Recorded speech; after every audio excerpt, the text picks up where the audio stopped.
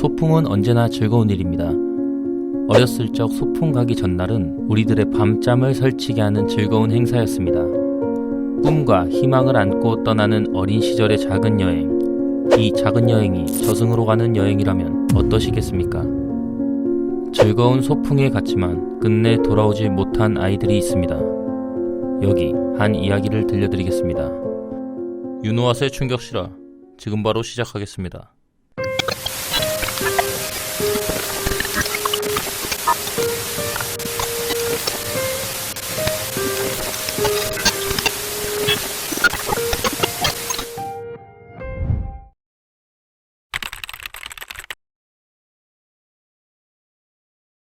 (1999년 6월) 서울시 송파구에 위치한 소망유치원에서 유치원생 42명을 데리고 경기도 화성군에 있는 시랜드 청소년 수련회 집이라는 청소년 수련원으로 소풍을 떠나게 됩니다. 처음일 것입니다. 어머니와 아버지 곁을 떠나 자신의 친구들과 함께하는 작은 여행. 아이들은 기대감에 취해 밤잠을 설쳤을 것입니다. 무슨 문제가 발생하지 않을까 걱정 반 기대 반으로 학부형들은 자신의 아이들을 소풍에 보내게 됩니다. 여행이 시작되고 시간이 흐른 1999년 6월 30일 오전 1시 30분 수련원 아르바이트 직원의 숙소인 B동에서 갑자기 전기가 나가게 됩니다. 갑자기 발생한 정전에 이를 조치하고자 직원들이 살피러 나와보니 C동 반대편 끝에서 검은 연기가 올라왔습니다. 주변에서 동요하는 소리가 들려옵니다.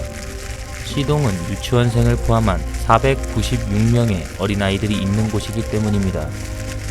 바로 그때 어디선가 외치는 소리가 들리게 되는데 빨리 소방서에 신고를 해야 했습니다.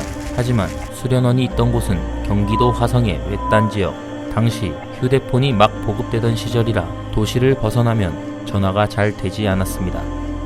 추가로 가장 가까웠던 소방서는 수련원에서 70km나 떨어져 있는 오산 소방서, 아무리 빠르게 이동해도 40분이나 걸리는 거리였습니다. 당시 유치원과 일정이 겹쳐 수련회를 하던 마도초등학교의 교사와 레크레이션 강사가 아이들을 급하게 구하러 갔다가 몇 명의 작은 생명을 살리고 목숨을 잃게 됩니다.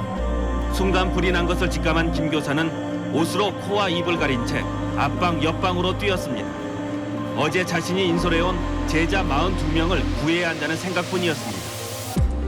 결국 소방관들이 도착하게 되고 소방관 70여 명의 소방차도 20대가 넘게 동원이 되었지만 3분 만에 물이 떨어지게 되고 유독가스와 화형, 건물 붕괴 등의 위험으로 화재 진압과 인명구조에 큰 어려움이 생겨 끝내 어린이 19명을 포함한 23명은 세상을 떠나게 되었습니다. 화재가 진압이 되고 소방관들이 유치원 아이들이 갇혀있던 방에 도끼로 문을 깨고 강제로 들어갔을 때 문에는 손톱으로 긁은 자국이 수없이 있었다고 합니다. 이에 대해 소방관은 유치원생인 어린아이들이 느꼈을 공포를 자신도 느꼈다고 전했습니다. 사고가 난 하루 뒤 국립과학수사연구소는 원인 규명에 2-3개월이 걸릴 거라고 했지만 7월 2일에 갑작스럽게 화재의 원인이 모기향 불이었다고 발표했습니다. 모기향이 잘못 엎어지면서 가연성 소재로 된 건물 내로 불길이 번지게 되고 매캐한 독가스가 퍼지면서 피해가 커졌다는 것입니다. 당초 이번 화재의 원인은 전기 누전과 모기향 발화 가능성 두 가지로 압축됐습니다. 그러나 전기 누전 가능성은 점차 희박해지고 있습니다. 이후 법원 판결에서도 모기향이 화재의 원인으로 지목이 되었습니다. 하지만 여기서 의문점이 하나 있습니다. 한국화재보험협회 실험에서 모기향을 피운 채 이불과 신문지를 놓고 2시간 동안 바람을 불어넣었지만 불이 붙지 않았고 원인 규명에 2-3개월 걸린다는 국과수가 사고 3일 만에 철저한 검증 없이 화재 원인을 발표한 것입니다. 사건 발표 다음날 자신의 하나뿐인 자녀를 잃은 유가족들은 분노한 채 국과수까지 갔으나 전의경에 의해 가로막혔고 수사 상황을 알기 위해 화성경찰서까지 갔으나 결과는 마찬가지였습니다. 이에 사고로 자신의 아들을 잃은 올림픽 은메달리스트인 김순덕 씨는 자신의 메달을 반납하겠다는 의사를 밝혔습니다. 이후 경찰이 수사를 하는 과정에서 시랜드와 화성군청 간에 온갖 비리가 드러났고 건물 자체가 부실 공사로 지어졌고 소화기에는 소화제가 없었다는 것이 밝혀졌습니다. 이에 전국적으로 비난의 여론이 폭발했습니다. 해당 건물을 지은 건물주이면서 수련 원장인 박재천을 비롯해 공무원들과 화성 군수에게 구속영장이 신청되었습니다. 희생자들의 시신은 국립과학연구소로 이송이 되었고 분향소는 서신면사무소 3층 회의실 및 서울 강동교육청에 차려졌습니다. 이후 올림픽공원에서 합동연결식을 치른 후 다음날 아침 사고 현장 반대 방향인 동해에 유골이 뿌려졌습니다. 이 사건의 피해자 중 한 명인 김순덕 씨는 정부의 무책임한 수습에 환멸을 느껴 그동안 받았던 훈장을 모두 정부에게 반납한 뒤 대한민국 국적을 포기하고 뉴질랜드로 영구 이민을 갔습니다. 이 사건의 책임자였던 화성 군수는 이 일로 사임하게 되고 시랜드 원장 박재천 씨는 징역을 살게 되고 2001년에 출소하게 됩니다. 시간이 흐르고 많은 이들에게 슬픔을 안겼던 사고 현장에 카페가 들어서게 됩니다. 그런데 이 카페와 관련해서 충격적인 소식이 전해지게 됩니다. 바로 이 카페의 대표가 시랜드 원장이었던 박재천과 동일 인물이라는 것.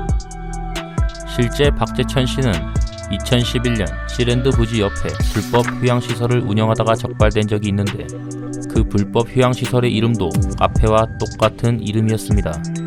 공식적으로 이 카페의 대표가 시랜드 전 수련원장과 동일 인물이라는 것이 밝혀지지는 않았지만 이전에 불법 휴양시설을 보아 동일 인물인 것이 기정사실로 보입니다. 꿈과 희망을 안고 떠나는 어린 시절의 작은 여행이 저승으로 향하는 여행이었던 소망 유치원의 아이들.